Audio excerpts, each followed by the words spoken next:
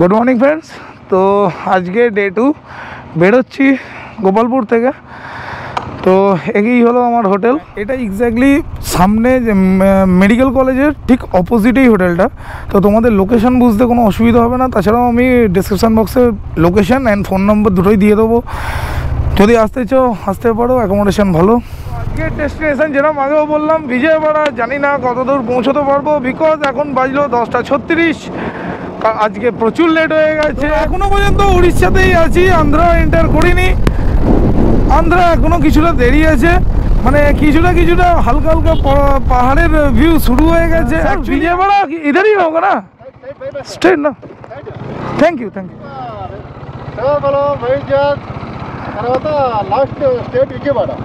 Okay sir, thank you.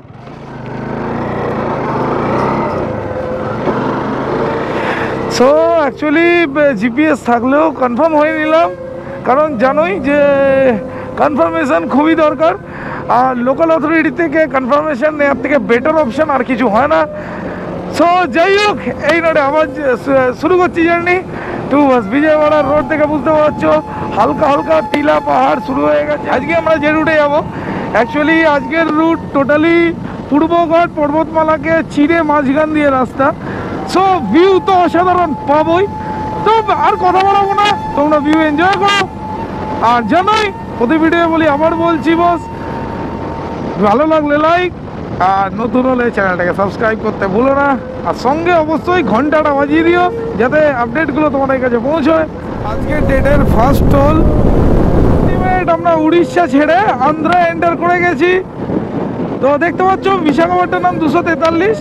আরেকটা জিনিস, অন্ধ্রপ্রদেশে পেট্রোলের দাম যত একটু বেশি, যার কারণে আমি গতকাল রাতেই ফুল ট্যাঙ্ক করে রেখেছিলাম উড়িষ্যা থেকে। তো উড়িষ্যা আর আমাদের বেঙ্গলে পেট্রোলের দাম খুব একটা ডিফারেন্স নয়, প্রায় একই। সেই কারণে এখানে তুলে রেখেছিলাম। তো এরপরের পেট্রোল আমাকে অন্ধ্রপ্রদেশে তুলতে হবে। তো এই হলো অন্ধ্রপ্রদেশ ঢোকার পরের ভিউ।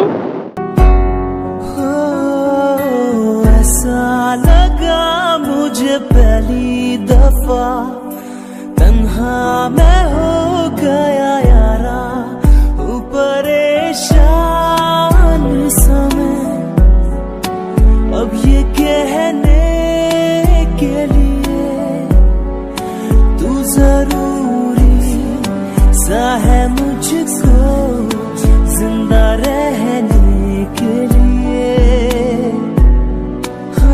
जरूरी सा है मुझको जिंदा रहने के लिए।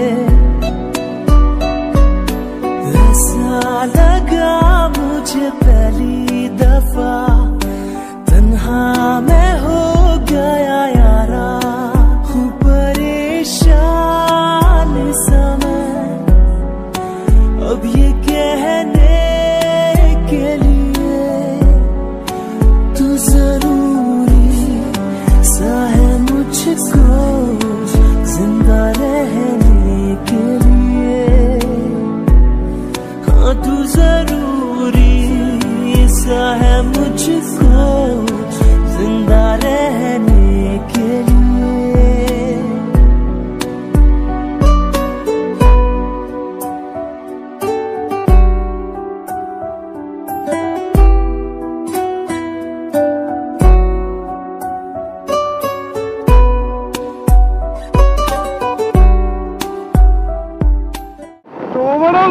আমাদের কলকাতা থেকে এই রুট ধরে ভাইজ্যাগের ডিস্টেন্স মোটামুটি অ্যাপ্রক্স 800 কিলোমিটার ধরে চলতে পারো। তো তোমরা চাইলে ইজিলি একদিনে ট্রানজিট করতেই পারো। আমি সাজেস্ট করবো না নাইট রাইড করতে, আমি নিজেও প্রেফার করি না। বাট তোমরা যদি নাইট রাইড করো, সেক্ষেত্রে ওভারনাইট রাইড করে সন্ধ্যের মধ্যে তোমরা ইজিলি ডাইরেক্ট ভাইজ্যাগ পৌঁছে যেতে পারো। প্রত্যেকটা রাইডারের নিজের উপর ডিপেন্ড করে যে তার কমফোর্ট জোন কতটা বা এই ধরনের। যেহেতু এটা আমার সোলো রাইড, সো আমি আমার মানে লেভেল বেস চেষ্টা করছি, প্লাস আমি আমার কমফোর্ট জোন মেনটেন করেই করছি। তো আবার বলছি, সঙ্গে দেখো, যারা নতুন চ্যানেলটাকে সাবস্ক্রাইব করো। আর অবশ্যই আমাকে ইনস্টা আর এফবিতেও পারলে ফলো করো, তাতে আমি আমার কারেন্ট আপডেটগুলো আমি কোথায় আছি, কখন আমি সেখান থেকে বেরোচ্ছি, বা রোড আপডেট কি বা কারেন্ট কন্ডিশন কি, সেগুলো যদি তোমরা ফলো করতে চাও তাহলে আমাকে প্লিজ ফেসবুক পেজে ফলো করতে পারো। আমার ফেসবুক এই একই নামে, চ্যানেলের রোমিং রাইডার তমাল নামে ফেসবুক পেজ ও ইনস্টাগ্রাম আইডি দুটোই আছে। তো প্লিজ বন্ধুরা দু জায়গাতেই ফলো করে। সামনে দিয়ে ঘুরছে আর বাঁদিকে যে রাস্তাটা ঢুকে যাচ্ছে এটা হচ্ছে মেন রোড। মানে তোমরা যদি জিপিএসে ভাইজ্যাগ মারো, মানে বিশাখাপট্টনম মারো, তাহলে তোমাদের এই রুটটাই প্রথমে দেখাবে। তো আমি যে শর্টকাট রুটটা বললাম, আমি তার লোকেশনটাও আমি ডেসক্রিপশানে দিয়ে দেবো, চাইলে তোমরা ওখানেও চেক আউট করে দেখে নিতে পারো। এই রাস্তাটা ডাইভার্ট হচ্ছে, বাঁদিকে চলে যাচ্ছে, ঘুরে যাচ্ছে, দেখতে পাচ্ছ গাড়িগুলো যাচ্ছে, এই রুটটাই বিশাখাপট্টনম যাচ্ছে। মোটামুটি আরেকটা জিনিস সকাল থেকে বলা হয়নি, তোমরা ভিডিওতে বুঝতেই পারছো। আজকে সকাল থেকে ওয়েদারটা তো একদম মাখন হয়ে আছে, প্লেজেন্ট ওয়েদার। মানে রোদ তো নেই, ছেড়ে দাও, পুরো মেঘলা ওয়েদার, মানে আকাশটাকে দেখে বুঝতেই পারছো। সো যার জন্যে এটা যেটা অ্যাডভান্টেজ, আবার ডিসঅ্যাডভান্টেজ হলো খুব তাড়াতাড়ি অন্ধকার হয়ে যাবে। এখন বাজলো 2:15, তো অবস্থা দেখে বুঝতে পারছো। আর অলরেডি একটা তো মানে ক্যাচাল হয়েছে, সেটা হলো পেছনের জায়গায় একটা সাইকেলের স্পোক ভাঙা ঢুকে গেছিলো। সো সেটা আমি বুঝতে পারিনি, গতকালও যখন হোটেলে ঢুকেছি হাওয়া চেক করলাম, দেখি 17, আমি 42 হাওয়াও দিলাম, কিন্তু সকালে বেরোবার পর সেম কেস, হাওয়া অনেক নেমে গেছিলো। তো আমি তারপরে পেট্রোল তোলার পর যখন ওখানে দেখলাম, তখন দেখি স্পোক মারা ঢুকে গেছে। তো সেটা বলতে বলতে প্রায় 20 মিনিট 25 মিনিট লেগে গেল রিপেয়ার করতে। তো রিপেয়ার করে আবার সামনে যাচ্ছি, তো যার জন্য অনেকটাই লেট হয়ে গেল, প্রায় 2:15 বাজে। তো অন্ধকারও হয়ে যাবে, 5টা অবধি হয়তো আলো থাকবে না। তো দেখি কতটা কি হয়। मांगू ना कोई आसमां, तो सितारों का जहां, बन जा तू मेरा हमसफर, ना मुझे चाहिए कोई मुकाम, दिल ही काफी है तेरा मेरे रहने के लिए, तू जरूरी। রাস্তা আসার পর মানে পেছনে যা মোটামুটি 15-20 কিলোমিটার যা পেরিয়েছি আমি জানি, মানে আনইমাজিনেবল এত সুন্দর রাস্তা। আসার পরে যে এরকম রাস্তা, অ্যাকচুয়ালি হাই রোডটা ডাইভার্ট করা রয়েছে ইন্টেরিয়ার দিয়ে, হাই রোডে কাজ চলছে বলে হাই রোডটা ব্লক করে ইন্টেরিয়ার দিয়ে ঘুরিয়ে রাস্তাটা বেরোচ্ছে। আর রাস্তা একদম প্যাথেটিক, প্রায় একটা 3 ফিট 2.5 ফিটের গর্ত। মানে আমাদের মানে বাইকের চাকা অ্যাটলিস্ট, মানে অন্তত আমার গাড়ির চাকা হাফের বেশি ঢুকে যাচ্ছে, মানে ইঞ্জিন ঢেকে যাচ্ছে, মানে যাচ্ছে তাই একদম রোডের অবস্থা।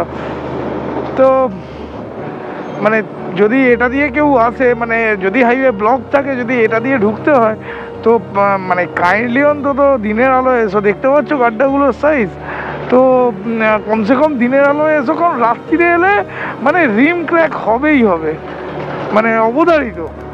মানে যা গর্ত সাইজ, মানে যত ভালো গাড়ি হোক, মানে স্পোক হুইল হলে স্পোক তো কাটবেই, আর যদি ম্যাক হুইল হয় তাহলে গেল। এই দেখো সাইজ গাড্ডার, মানে এ তো কিছুই না, পেছনে এক একটা গর্ত, মানে একটা লোক শুয়ে পড়লে ওপর দিয়ে বোধহয় গাড়ি চলে যাবে, এরকম গর্ত। তোমরা যদি ভাইজ্যাগ আসো, ভাইজ্যাগ থেকে যদি আরাকু আসতে চাও, যে মোড়টা এখান থেকেই বাঁদিকের রাস্তাটা চলে যাচ্ছে, এটাই গিয়ে আবার ডান দিক নিচ্ছে, তো সোজা আরাকু ভ্যালির দিকেই যাচ্ছে। তো আমরা আরাকু ভ্যালি যাবো না, অ্যাকচুয়ালি বাইপাসটা টোটাল বন্ধ করে রেখেছে, যার জন্য সিটির ভেতর দিয়ে ঢুকিয়েছে, নাহলে সিটিতে ঢোকার কোনো ইচ্ছেই আমার ছিল না। ফ্রেন্ডস, সামনে পাহাড়ের ওপরে যে মন্দিরটা দেখা যাচ্ছে, গোপ্রো থেকে বোঝা যাবে কিনা জানি না, বাট দেখতে অসাধারণ লাগছে। এত ডাইভারশন আর এত রুট ঘুরিয়ে ঘুরিয়ে ঢোকাচ্ছে এই সিটির ভেতর দিয়ে, তো জানি না আজকে কখন গিয়ে বিজয়ওয়াড়া পৌঁছবো। অলরেডি ইটিএ দেখাচ্ছিল 10:30, তাও কাভার আপ করে 1 ঘন্টার কাভার আপ দেওয়ার পরও এখনও দেখাচ্ছে 9:33। তো অটোমেটিক্যালি সোজা তো টানা যাবো না, তো রাস্তায় দাঁড়াতেই হবে। তো জানি না কটায় পৌঁছবো এক্স্যাক্টলি। আর আরেকটা জিনিস, আন্ধ্রাতে খুব কমিউনিকেশন প্রবলেম তো আছেই। আন্ধ্রা তামিলনাড়ুতে সব রকম ভালো খারাপ সব মানুষেরই বাস আছে। দ্যাটস ওয়াই কিছু মানুষ বুঝলেও ইচ্ছাকৃত রিপ্লাই দেয় না ঠিক মতো। যাই হোক, সেটা ম্যান টু ম্যান ভ্যারি করে, এরিয়ার ওপর ডিপেন্ড করে। আর আরেকটা জিনিস আমি মানি যে আমি যেমন ব্যবহার মানুষকে করব, রিটার্ন সে সেরকমই কম বেশি দেবে। গত 50 কিলোমিটার আমি মানে নর্মাল ভাবে চালাতে পারিনি, মানে 60, 70, 80 এই স্পিডটাও মেনটেন করতে পারিনি। মানে বুঝতেই পারছো রোডের হাল। আর যদি বেশি স্পিডে আমি এই রাস্তা ক্রস করি তাহলে সামনে রয়্যাল সিডান রিম বেন্ড হওয়া খুব স্বাভাবিক ব্যাপার, অস্বাভাবিক কিছু না। ও বস, সাউথ এলে অন্তত আন্ধ্রার কিছু অংশ পেরোবার সময় জিপিএসকে একদমই ভরসা করো না। এইরকম রোড পেরোবার পর রং রুট, মানে ওই লোকাল লোকের সাহায্য নিলাম, কিন্তু লোকাল লোক বললো অলরেডি 7 কিলোমিটার এগিয়ে এসছো, 7 কিলোমিটার ব্যাকে গিয়ে রাইড নিতে হবে। মানে এই রাস্তা 7 কিলোমিটার মানে 7, 14 কিলোমিটার এক্সট্রা যাওয়া আসা, মানে কপাল খারাপ হলে যা হয় আর কি। धड़के आँखों में दिल मेरा जब करीब आऊं तेरे, है देखूं मैं जब भी आई ना, हाँ तू ही रूबरू रहे मेरे इश्क की मौज में आजा बहने के लिए, तू जरूरी सा है मुझको जिंदा रहने के लिए, हाँ तू जरूरी सा है मुझको जिंदा रहने के लिए।